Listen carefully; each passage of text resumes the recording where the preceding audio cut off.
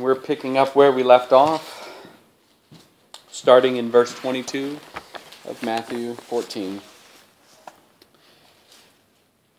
Immediately, Jesus made his disciples get into the boat and go before him to the other side, while he sent the multitudes away.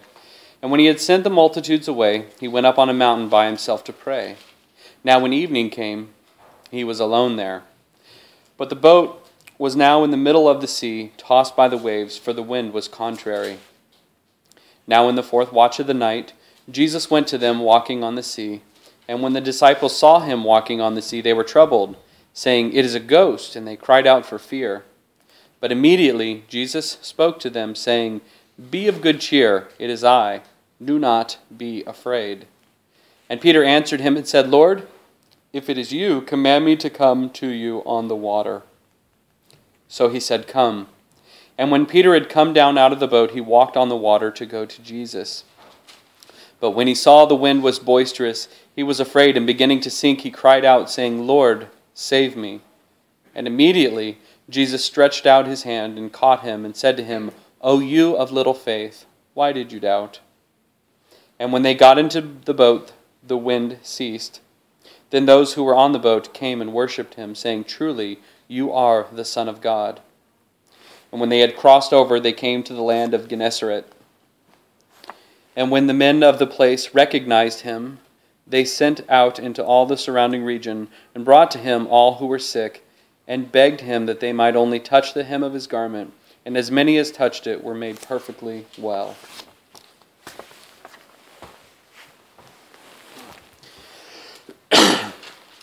So, another title, Focused and Trusting. Those are two things we're going to look at primarily, and within those several things. I think that's what we can draw out of the text here tonight is something that will help us with staying focused, if not something that will help, maybe something that will inspire us to make that attempt to stay focused, and trusting in our Lord in all walks. So in the idea of keeping our eyes on Jesus, which would be the focus, which is what we're supposed to do, when we claim to be disciples, which means learners of Jesus, that's what we claim to be, and that's what we want to be. Keeping our eyes on our Master is the primary goal in that, which is this whole episode with Jesus sending the disciples away to go across the sea, and him staying behind to pray, and then walking on the water, and Peter walking on the water, and Peter's failure in that. We have 6 things that we can look at in that whole section there. The first one is doing the will of our Master. We see that it says immediately Jesus made the disciples get into the boat, and in the language there, when it says made, it's a pretty strong command. He forced them to go get in the boat. You know, it wasn't an option. It wasn't, hey, if you want to go ahead and go, or hang out with me for a while. It wasn't like in the Garden of Gethsemane where he asked them to stay. He told them to go. The question is why? Why would he force them to go away like that? When we talked about 3 weeks ago, his original intent with going up there was to be by himself, to commune with God, to pray. You know, John the Baptist had just been beheaded, his forerunner, his cousin, his friend. He still hadn't gotten that time because he was interrupted and had mercy on the 5,000, and he fed them all. So we're coming off the heels of that when we're looking at this today. So in John chapter 6, we get a better glimpse of why Jesus would force them away or strongly urge them to leave. John chapter 6, in the parallel account, in verse 15, it says, "Therefore, when Jesus perceived that they were about to come and take him by force and make him king, he departed again to the mountain by himself alone." the multitudes, the 5,000 plus, what did we come up with? About 16,000, possibility of 16,000 people there. Jesus was saying, that or what we're seeing in John and in Matthew is that he strongly urged them to go away because the multitudes were going to take him and make him king.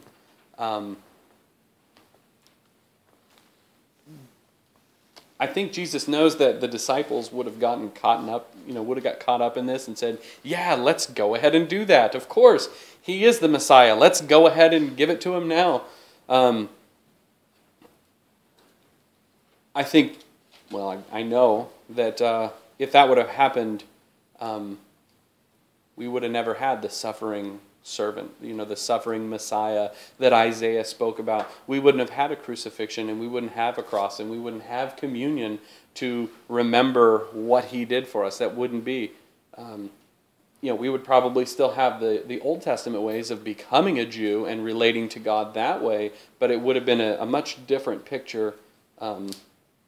So I think for the sake of his disciples, not wanting them to make that mistake, and for the sake of ours, Jesus kind of pushes them out of the picture to send the multitudes away.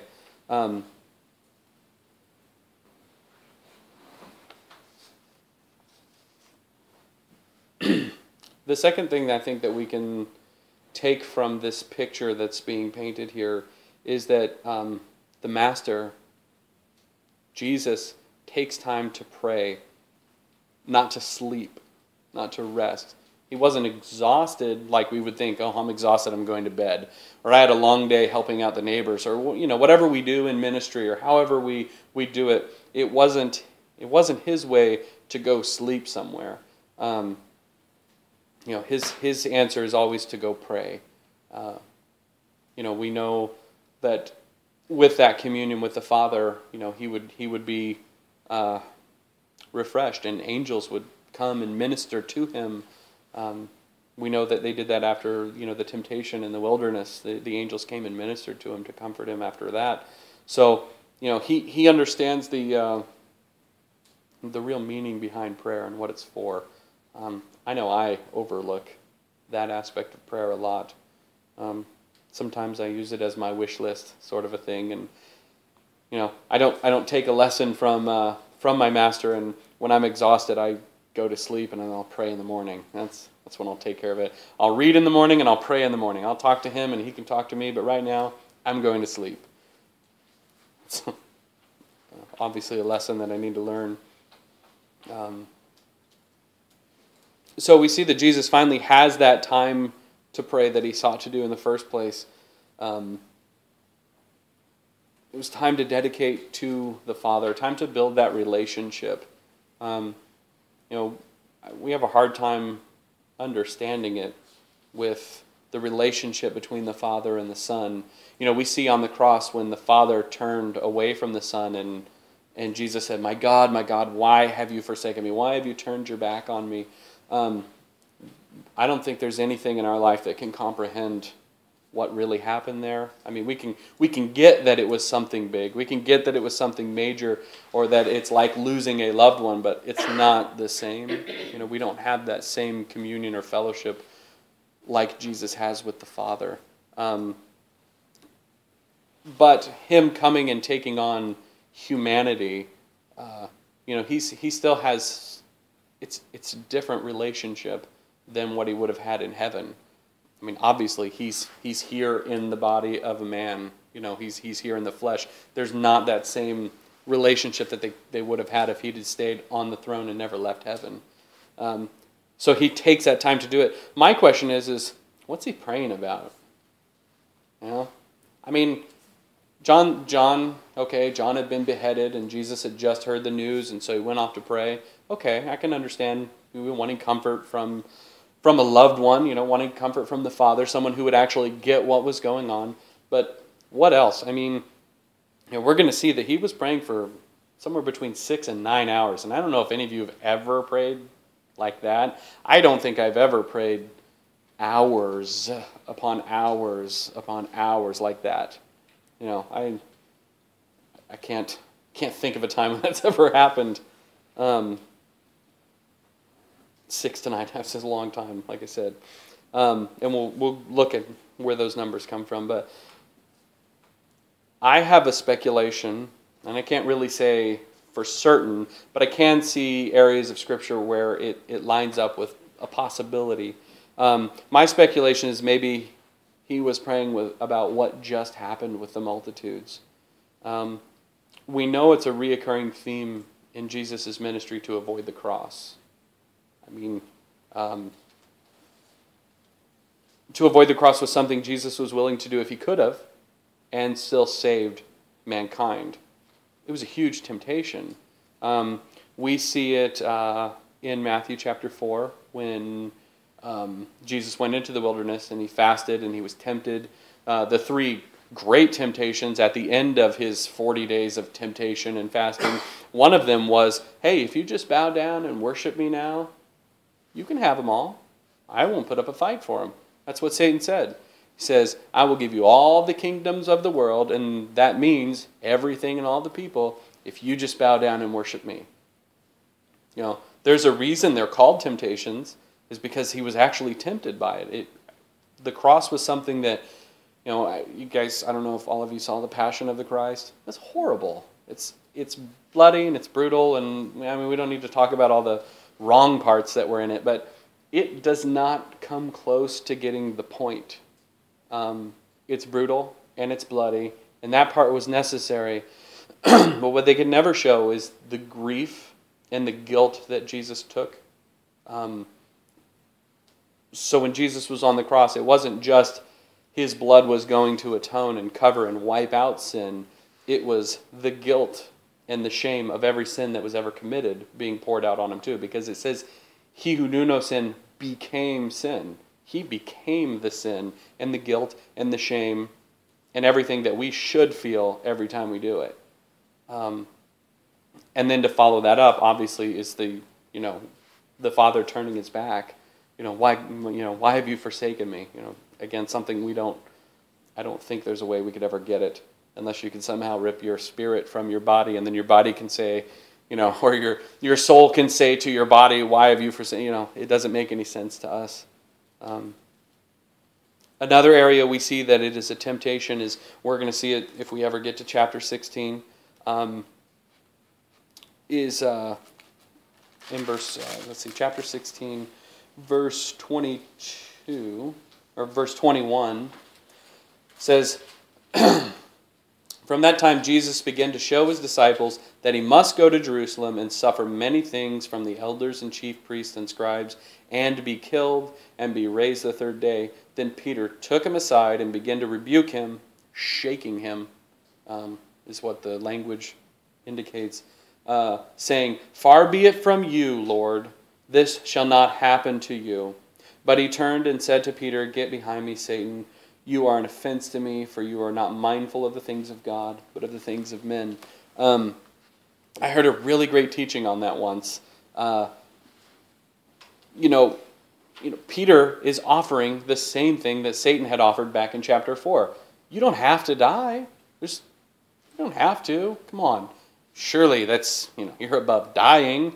And again, I think, perhaps when you look at the I think it's in Mark, the parallel story, it says that he took Peter and rebuked him, but when he rebuked him, he was looking at the other disciples.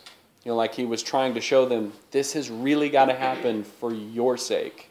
And then we see it again in Matthew 26 in the Garden of Gethsemane. 3 times Jesus went and prayed to the Father and said, if this cup can pass from me, if there's any other way mankind can be saved, I'll do that. We'll take that. That's good. But obviously there was no other way. It was the only way that God had set it up to be. And there's all sorts of stuff to back that up through Scripture, why it has to be this way and why it couldn't be any other way. And those are many studies, not just one. So speculation, like I said, we don't know what he was praying about, but he just had an opportunity for 16,000 people, just a guess, just an estimate of the numbers, 16,000 people raising him up and carrying him into Jerusalem. And that's that's not a number to sneeze at. Yeah, that's quite an army right there. I was just watching Spartacus last night. I love old movies like that. So I'm watching Spartacus, and they freed themselves from the gladiator pit where they've been training and stuff, and they freed themselves from there, and then they went around gathering up slaves, and they built this huge army that would rival Rome's army. Like I could see that happening. 16,000 people, just like that, and we're going to see another 12,000 in a few chapters when he feeds the 4,000. It wouldn't have taken much. The triumphal entry, all the people that were there, all it would have taken was, let's do it this way. So I think that was something that would have been worth praying about if that were the case. So the third thing that I take from this time when Jesus goes off to pray apart from his disciples and this whole scene is that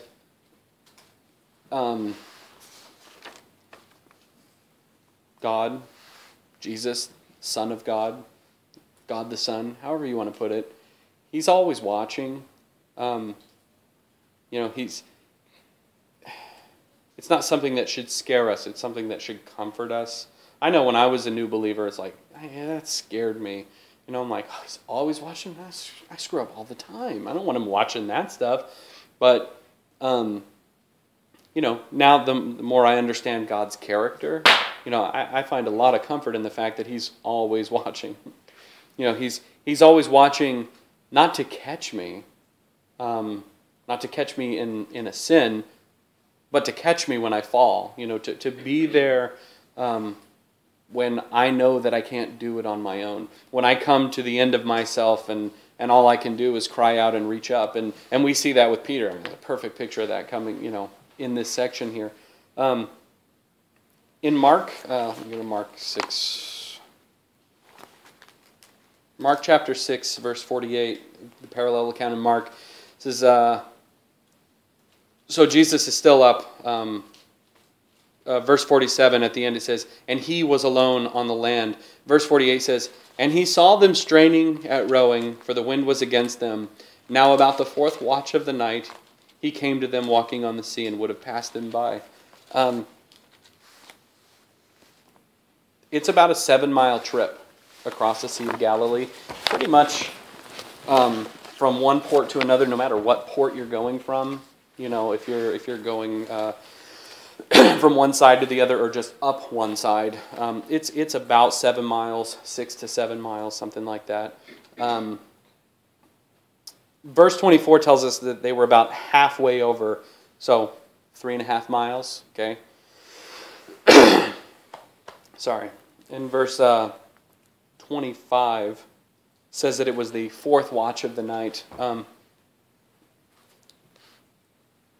There's some ways that people have calculated time through history that throw us off when we're, when we read that it was about the ninth hour. The best way to do that, just a little tip, when you're reading the Bible and it says the ninth hour, just picture the face of a clock and go the opposite direction. When it says the ninth hour, that means it was 3 o'clock. Okay? When they say it was the third hour, 9 o'clock, because the day starts at 6. So they're going around that way. So, but this one threw me off. I'm like, oh, I don't really know much about watches. The watch of the night. So in ancient times, so when you're reading the Old Testament and they say it was the second watch of the night, and then you read the New Testament and it says the second watch of the night, that's 2 different times. They're not the same watches. In ancient times, so Old Testament and before the history part of the Old Testament, of course barring Genesis because there was no history before that.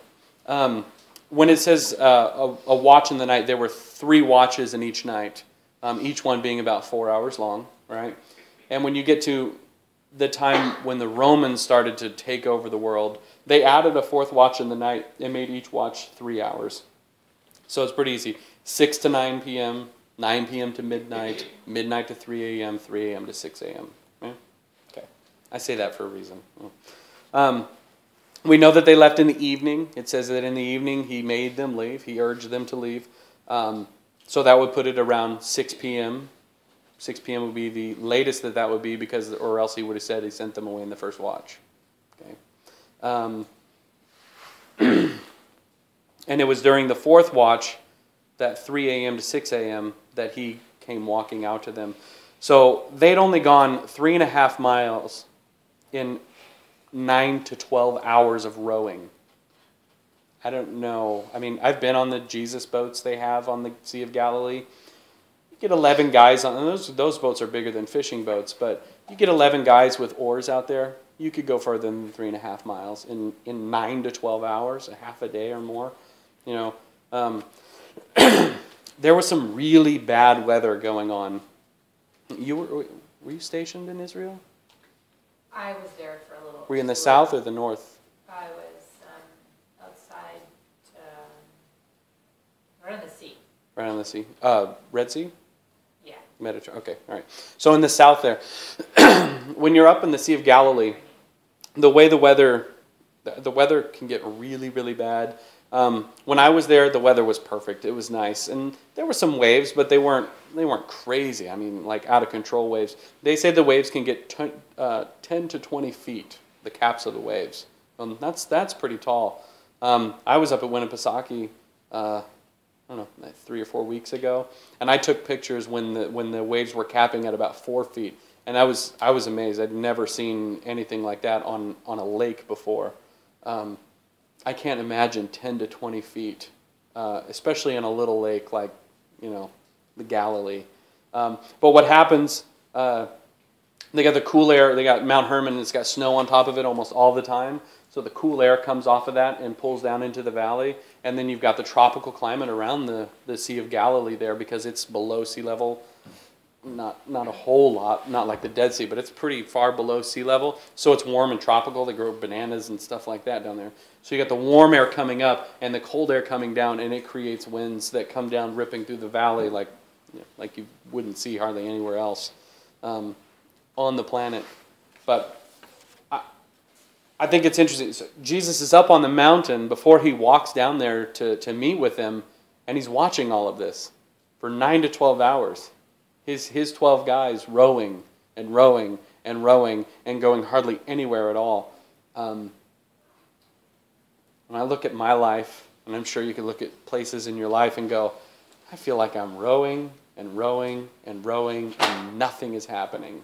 Nothing changes. No matter how hard I work at it, it doesn't matter. I cannot accomplish anything on my own. I don't know. Does anybody ever feel like that? Oh, yeah. I'm with you, buddy. Yeah. So, you feel that, and it's awesome to know that the whole time they're doing that, he's watching. It's like when he talks about, "Oh, Jerusalem, Jerusalem, how I've longed to come to you and gather you as a hen gathers her chicks." He's doing that. He's watching over, just waiting until the right time to come in and do that. It's interesting when we go through those hard times in life and those rut stages or valleys or whatever you want to call them. It doesn't seem like he's paying attention at all. It doesn't seem like he cares. I know. I've been there a lot. What I find comfort in is that he's not always going to come when I want him to or when we want him to, but he is going to come when he needs to. It's a difference. We want a lot of things. We need very few things. And we always get upset when we don't get what we want, and rarely do we get excited when we get what we need. But it's the way it plays out. He says he will supply all our need, singular, our need. We only need one thing, and that's him. Because anything else, it doesn't matter. I don't need food, because if I die, I'll be with him. I don't need water, because if I die, I'll be with him. I don't need a house, because if we're homeless, I still have him. I still have what I need.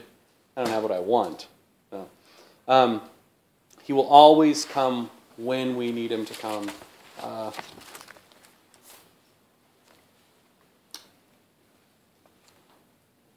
I'm going to find my place here again.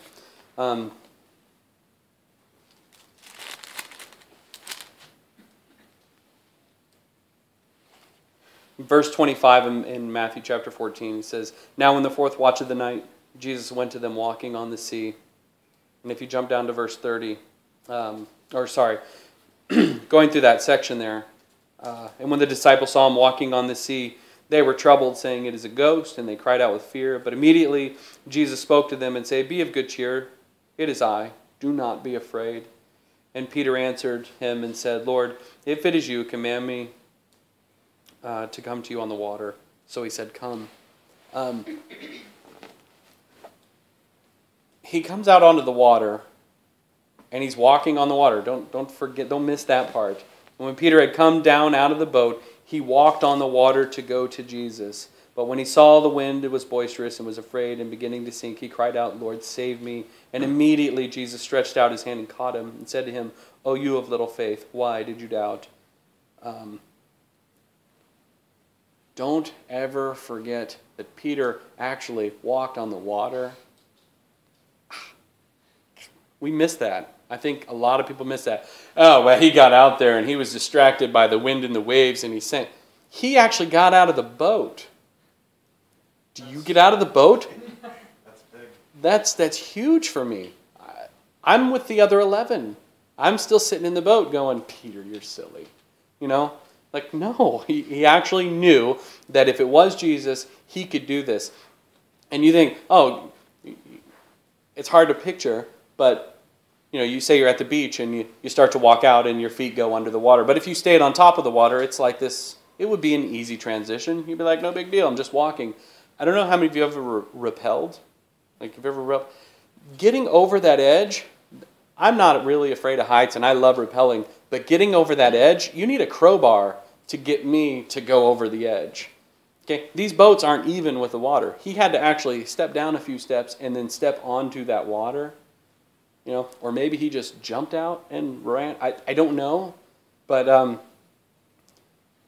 I think we focus way too much on Peter's failures when the 11 others that were there just stood there and watched.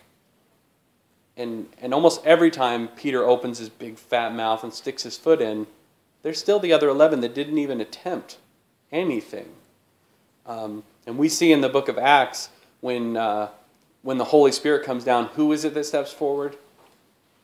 It's Peter.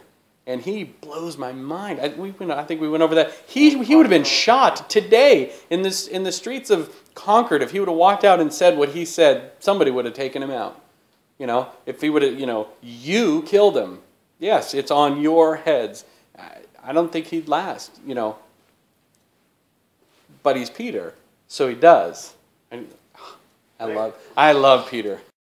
This takes us back to the original thing, the two things that we're looking at, staying focused, keeping our eyes on the Master in the midst of a miracle, and when it seems like he's not even there. Also encouraging is that the disciples, after 9 to 12 hours, were still rowing. I'd have gave up. I'd have been like, you know what, this is hard. Let's just wait till the storm's over.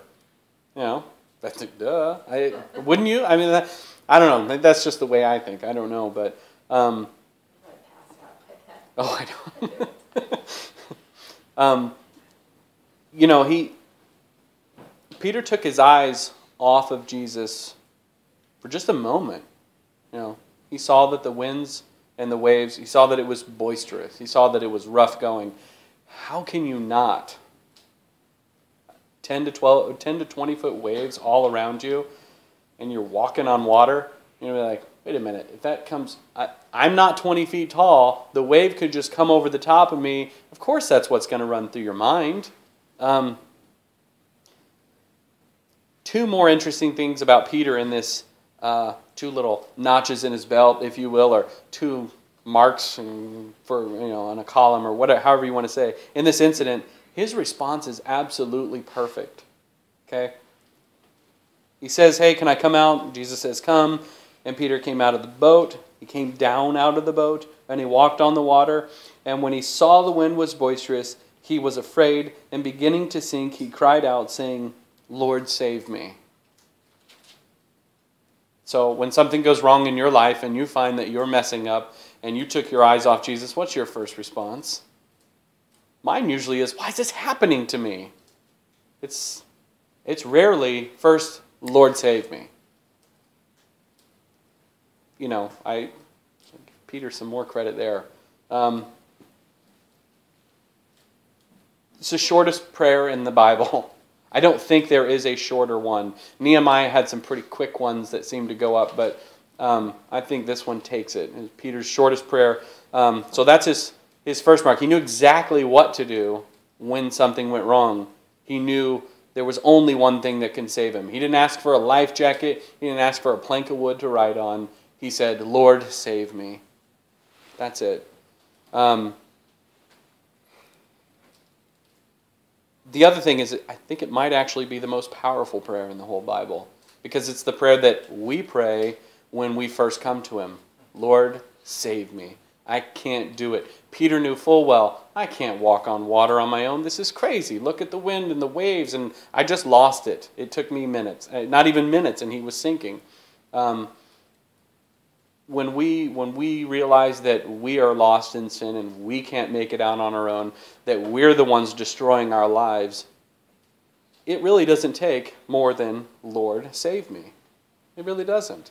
So now Peter gives us a great model. Instantly do it and know who you're praying to, and short and sweet and powerful. Just ask for the basics. God will take care of all the details. He didn't say, oh Lord, here I am sinking in the midst of the sea. Please reach down your mighty hand and pull me. No, none of that. God knew what to do. You know, he took care of it just fine.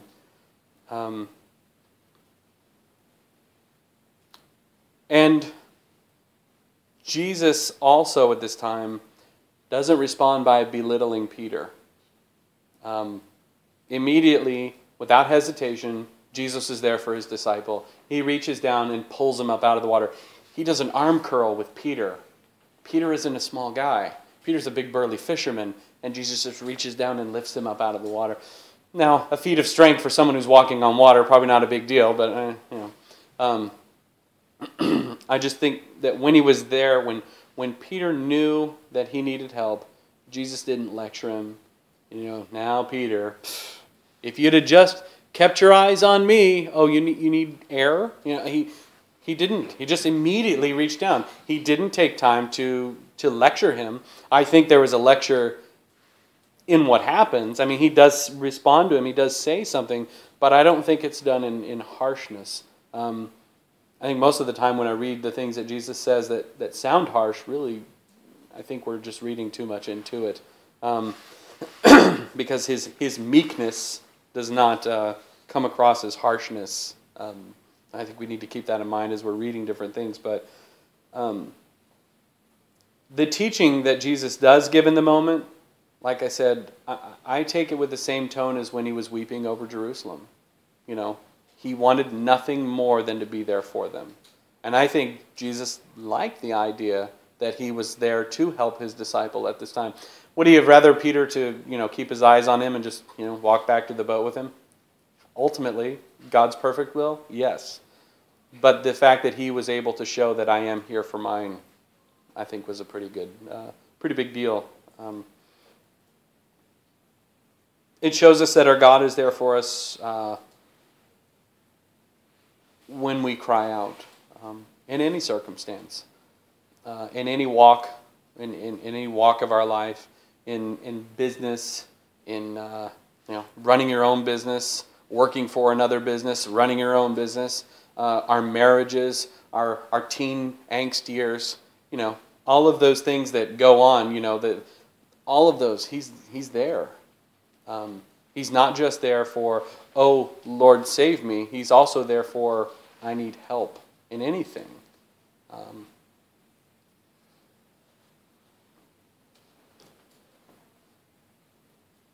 I know it doesn't always seem that he's there, especially for the long struggles in life. Just the ones that seem to go on for years and years and years. You don't want to forget that, we do have heroes of faith in the Bible, and we do have role models throughout the Bible.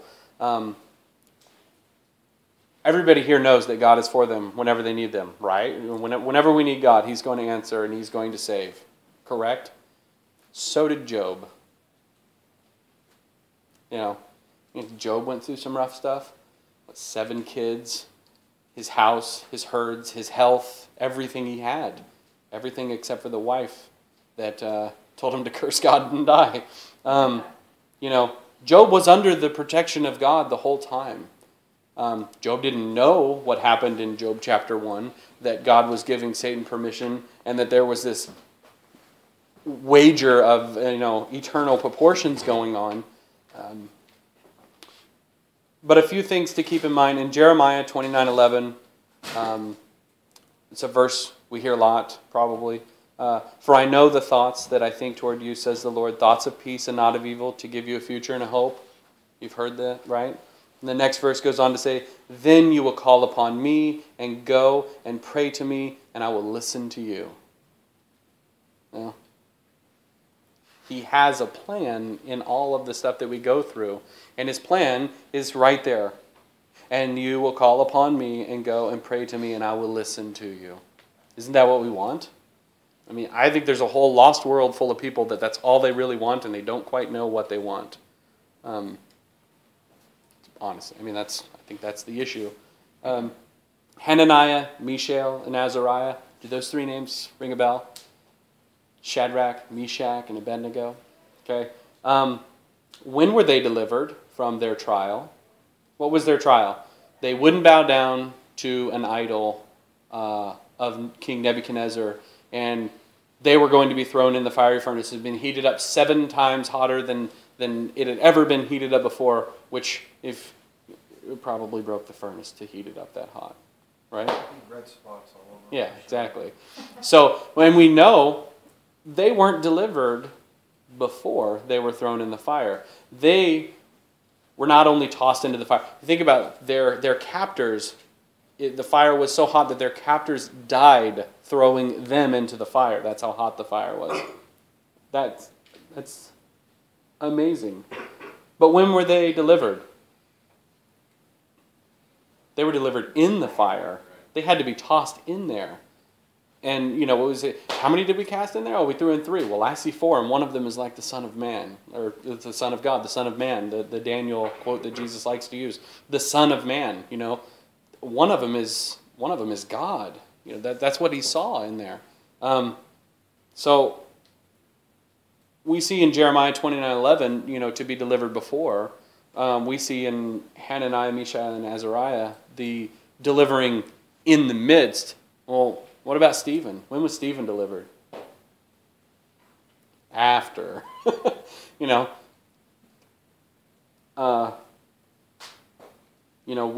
We see that Jesus, who was sitting at the right hand of the Father because his work had been complete, actually stood up in heaven to receive Stephen when he died. That was his deliverance. He got to go directly to the throne right then and there. Now, I'd rather not be stoned to death, but if that's how God chooses to deliver, who am I?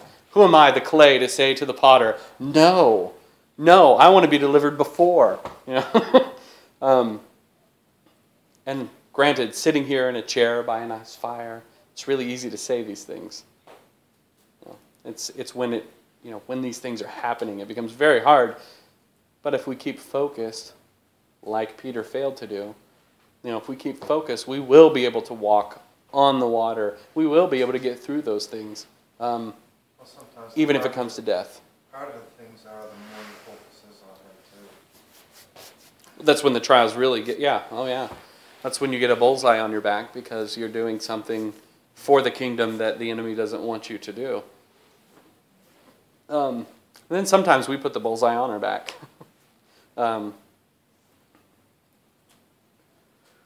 I've said this all along as we've been going through Matthew, is that Jesus doesn't just display miracles for the sake of showing, hey, I got some power here.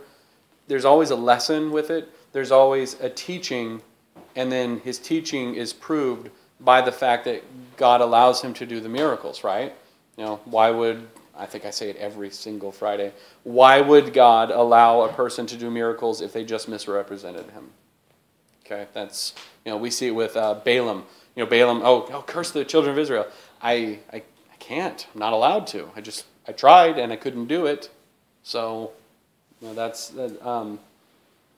there's always the display of power, a blessing when he represents God correctly. And of course, with Jesus, you can't misrepresent him anyway. The lesson that Jesus teaches Peter happens on the water in the midst of the wind and the storm. That is the lesson that's being taught. I will be there for you whenever you need me, even if I have to walk on water to come out to you, and then when you're in the midst of trying to do something on your own and you start to fail, I will be there, and here's the proof of it. And then his power is displayed. It's the fifth thing. His power is displayed. When he gets in the boat, it says in verse 32 of Matthew chapter 14, and when they got into the boat, the wind ceased.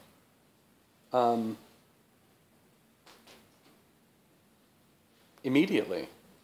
I don't know if you've ever been in a storm. They usually don't immediately stop, unless it's a tornado. Those immediately just go away and it's calm again. But that's not what we're talking about. This is a regular storm. It just stops immediately. His power is also shown in another way. If you go back to John chapter 6.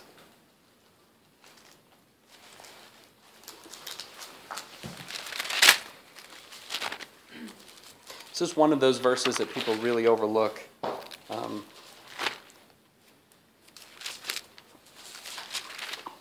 In the parallel account in John chapter 6, verse 21,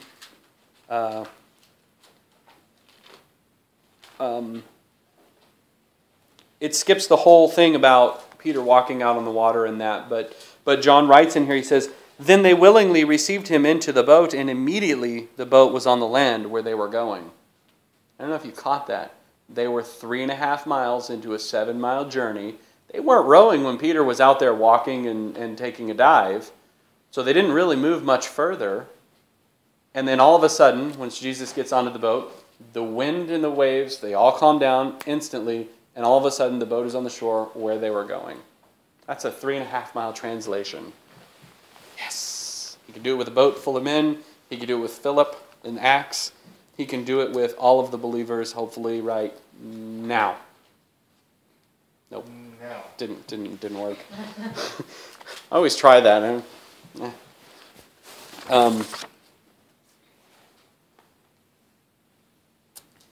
The last thing, the sixth thing in this first part, sorry, I know there's a long list of them here, but the sixth thing is that what we see when he gets onto the boat, back in chapter 14, and when they got in the boat, the wind ceased in verse 32. And in verse 33, then those who were in the boat came and worshipped him, saying, "Truly, you are the Son of God." I think our failure, and when I say our failure, I mean as the 11 disciples who didn't get off the boat. Our failure to step out in faith, or Peter's failure to continue to keep his eyes on Jesus in the midst of a storm. I think that failure leads to worship. Because how much more do we worship God than when we've failed and he's delivered us? You know what I mean? He delivered Peter directly out of the waves, lifted him up, put him back on the boat, and when then they got on the boat, the storm stopped and they were on the other side of the shore. He delivered them from the storm that they 9 to 12 hours of rowing through. He performed great deeds in saving his disciples that night. And it leads to worship. I think we learn the best lessons, or the lessons that seem to stick the most, when we fail. I mean, I like the ones where I can watch somebody else fail maybe and learn a lesson. Go, oh, they did that. I'm not doing that. You know, I like those lessons. The hard lessons are the ones that I got to go through myself, but those are the ones that stick, really, really stick, because they come with so much pain. It's talking about this, the rowing and all that struggle and the embarrassment of Peter before the other disciples and their embarrassment for not even thinking of it in the first place. It's a little bit of pain, that's some pain stuff to go through. But when we go through struggles and we're all parents, when we have struggles with kids, and in our marriages, when we struggle with each other, in our relationships with our parents, who sometimes we want to strangle. Right? I don't get along with my parents 100%. I wish I could, but we have a lot of differences. That we can work through, and we have to. But I think we do learn the best lessons when it's personal. I think all the disciples failed that night. I really do. I think their combined failures, again, of the 11 for not getting out and Peter for taking his eyes off Jesus, led to the display of power that they never expected. I don't think in their wildest imagination, even after seeing everybody fed that night, the evening before, I don't think they ever, in their wildest imagination, thought that one of the 12 was actually going to walk on water and that their boat would disappear from the middle of the lake and show up on the other side. Who would have thought of that? Sometimes I wonder when I'm driving my car, maybe my car will just be translated to where I'm going. Yeah. Especially if I'm low on gas. Right? Transport. Yeah. No, my car can't leave without me. Oh. There's been instances where it felt like that sometimes. I was late and I knew I had to get someplace, and all of a sudden I was like, wow, that was a quick trip. That's called a lead foot. No, No, I know what you mean. traffic and everything, it's like, Um, no, if I'm being rushed and I'm doing lead foot and I can't get there fast enough, it can take it forever. their combined failures, this epic failure when it was all combined, led to them recognizing who he really was, with the display of power that he had shown them, which I would have thought they would have picked up with the feeding of the 5,000 and all the other things he's done along the way in the previous 13 chapters. But no, it was this one, And again, I think that when we fail miserably in anything, and we do realize that it's an opportunity to grow closer to him, it is much closer than we would have thought we would have done. And if we'd have succeeded, we would have never had that opportunity. When I think about, again, I bring up Jonathan, because this is the biggest disappointment in my life. It is the most painful thing I've ever been through, but it's the one where the lessons from it stick the most. I mean, can I trust God to pay my rent? Who cares? I don't care if he can pay my rent. My kids are here, and that's good. And I think about, could I have prayed for healing for my son Jonathan? I did. We did. And now he's perfectly healthy with Jesus, and that's good. That's very good for me. Did I feel that way when it was happening? No. Who would? But now I see more of it, and I get it, and I'll never get it all. But those lessons that I've learned to trust him for big things as well as small things, those stick a lot better.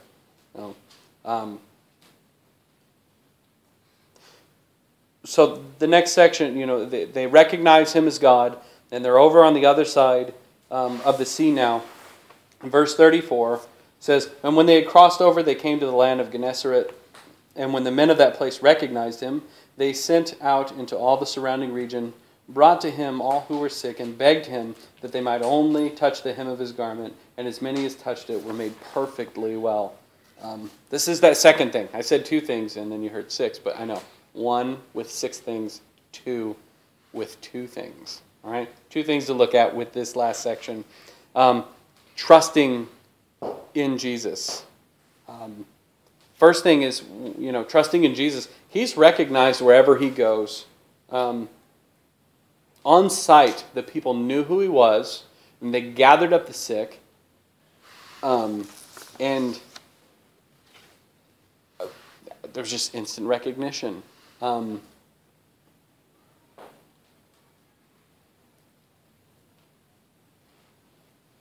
We're supposed to be like this. Not famous, not like Benny Hinn, Not like everybody knows who he is everywhere he goes because he wears white, and people fall down all around him. Not that.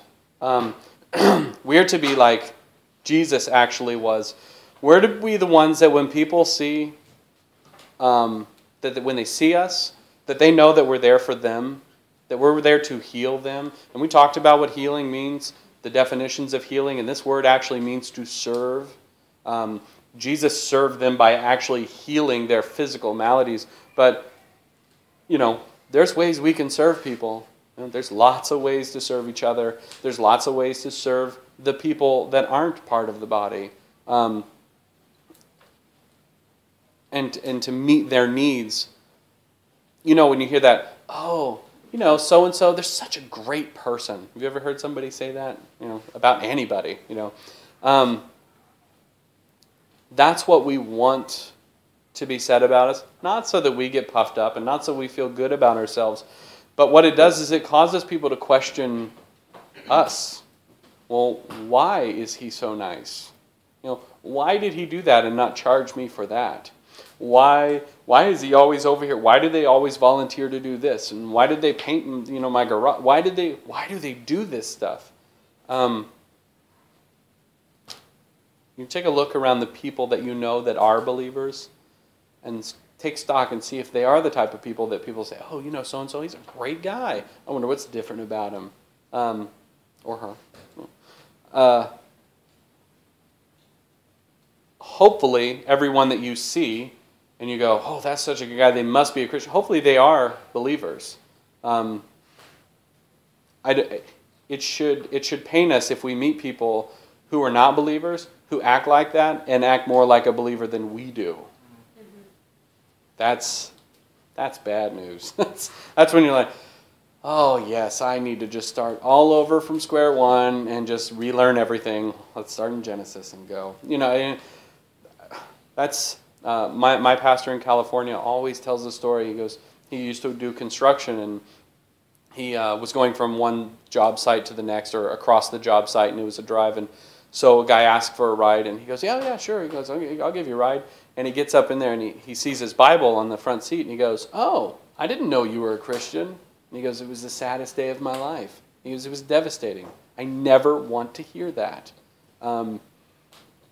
Never, ever want to hear that again. I don't blame him, And I've come close. I've had people say something like that to me, and I'm like, what have I done wrong? Where did I miss an opportunity with this person so that they would see there is something different? I had a guy at work about a year ago. We were in a class and we had a break, and he was reading a book on his phone and I was reading my Bible. He goes, what are you reading? I said, well, I'm reading my Bible. He goes, oh, really? He goes, you're a Christian? And we don't work a lot with each other in my company the way we work. But I said, have I ever given you any other reason to believe anything different than that? And he's like, well, no. I'm like, okay, thank you. It's like, yeah, I'm like, oh man, I don't. The second thing in this section about trusting in Jesus is that He will serve whenever needed, and we should also serve whenever needed. He will heal them when they have faith. We don't know people's faith. If somebody says they're a believer, I really can't. I mean, I could see fruit in their life and go, oh, maybe not. Thankfully, when I was in college, I had someone actually say those words. I said, well, I'm a Christian. And he goes, no. I'm like, well, what do you mean? And that was probably the longest night of prayer in my life, talking about 6 to 9 hours of prayer. Not quite that long still, but He makes them well when they have faith. Because we can't judge man's faith, we just serve. That's what we should do. The men who brought the sick, they begged to let the sick just touch the hem of his garment. And I wonder how they knew that would work. I have a pretty good theory. The woman who touched his garment in the marketplace wouldn't shut up and told everybody about it. So much that people all up and down the coast of the Sea of Galilee knew, well, if we could just touch him, if we could just touch his clothes, it will heal us. That's what we're supposed to do. She told everyone. 12 years of blood, and she was unclean. She couldn't go to worship. She couldn't go to the synagogue. Her husband had to leave her. Her kids had to leave her. She couldn't go into the public because if she sat down to rest somewhere, nobody else could touch that. She would defile everyone she came into contact with. And she walked out through the market, touching people all along the way to release whatever faith she had and get that healing. And she knew that something amazing had happened. And, he complimented her on her faith. And if you were face to face with Jesus and he said, oh, great faith, wouldn't you tell everyone? Yeah, I probably would. My head would puff up and it would be bad and I'd fall flat on my face. But we need to tell people what Jesus has done for us. We can argue facts and we can debate all sorts of political topics. I could show how conservative I am on every political issue, and I could show where I'm liberal on biblical issues where I should be, helping the poor and things like that the Bible teaches. And I can line them all up with Scripture. But if I don't tell them that it's Jesus, who cares? We can convert. I know you did with the stop human abortion, the save the tiny humans, and I love that, save the tiny humans. That's the best. And the sex trafficking and stuff like that. But if it's not Jesus that does the changing, the problem is going to continue because it's continued from Noah up until now, and it happened before Noah. Why do you think God wiped everybody out? There's all these awful things that unless people are actually saved, it's just going to keep going. The bandage to cover up. It is.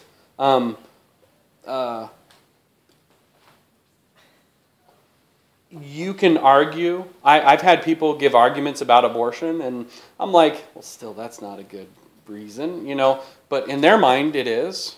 I've argued about Second Amendment gun rights. Okay. I've argued about the sex trade, and I've argued about pornography with people, and I've argued with people about every single topic under the sun. I like to argue. Maybe you'll pick that up. And I've argued about everything. And everybody has something that they can come back with.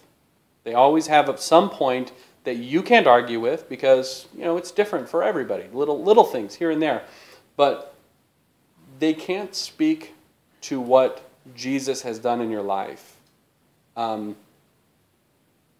I have people in my family that are believers now who would have thought that we were all born Christians. The whole family, Jody's side of the family, and we're all born Christians. And then when you start talking to them, and finally after years of just chit-chat here and there, they pick up that, wow, wait, your dad was an alcoholic and your parents were divorced and your son died while you were a believer, and all these things come out, and they're like, I had no idea. You're like, well, yes, we weren't born this way. We're all born sin. That's what we're born as. We're not born a believer. That's not the way it happens. But I think if we fail to share that it was Jesus that made me not turn out to be an alcoholic like most of my family, it's Jesus that makes my marriage what it is, and it's Jesus that got me through my son's death. Who cares? Because I know lots of people who have lost kids. I know lots of people who grew up with alcoholic families and divorced families, and they turned out just fine. But there's no Jesus. And without Christ, it's never fixed. You still have an imperfection, and that imperfection is going to be the one thing that keeps you out of heaven. That's it. It's perfect. That's cut and dried gospel. I talk about those things because I know, I talk about these things not just in a study situation, but I don't know how many of my clients know my backstory. Just talking while I do whatever in their house and stuff, and I share with them, and they wonder how I turned out, and it gives me the perfect opportunity to share. Well, without Jesus in my life and without God sending His Son to do this for me, hey, it would have never happened. And a lot of times I don't get that opportunity because people just won't bite, and so it makes it harder. But it lets me share Jesus. The things that happened to me, they happened to me so that I could share Jesus. So when people say, well, why do you think God let you grow up in a house like that, or in a split home like that, or why do you think God let your son die? So that I could share Jesus with you today. Because you cannot fathom how someone like me could get through that. And I'm telling you, I can't. It's pretty simple. I'm going to use those things for the rest of my life because they mean the most to me. I think the tragedies in our life, the tragedies in my life at least, have led to the greatest treasures in my life. Because the greatest treasure in my life is Jesus. And I have a hard time sharing that without showing the history of my life. I don't know, does that make sense? The thing that we can take from Jesus showing up on the other side of the shore and stepping off the boat, and these people going, hey, just let him touch the hem of your garment, is that if we're silent, nobody's ever going to know. If that woman who was in the marketplace, who was healed, had just went home and been happy and found her husband and lived her life, there's a bunch of people on the seashore that day who would have never known what it was like to be whole. They would have never known what it was like to meet Jesus because their healthy friends wouldn't have come and got them. Because who is this guy? We don't know. Nobody ever told us anything about him. So I think they're never going to know if we keep silent, and I think that's something that we have to continue to work on, even if it is out of our comfort zone. And I'm not an evangelist. I'm really not. So that's a huge comfort zone area for me because, one, well, I don't think I'm that good at it. I get really nervous, and maybe it's fear. It's interesting that when Jesus walks up, he says to them, do not be afraid. And then it says Peter took his eyes off because he was afraid. Contrary to what Facing the Giant says, you knew it was coming. There's not 365 do not be afraids in the Bible. There's about 105 of them. But one of the things about Scripture that's interesting to me is if he says it 2 or 3 times, it's probably important. If he says it 105 times, you think, do not be afraid, fear not, those types of comments, might have some importance in our lives. That's something that I'm starting to see, especially when you start looking at numbers like that. You can't really argue with that.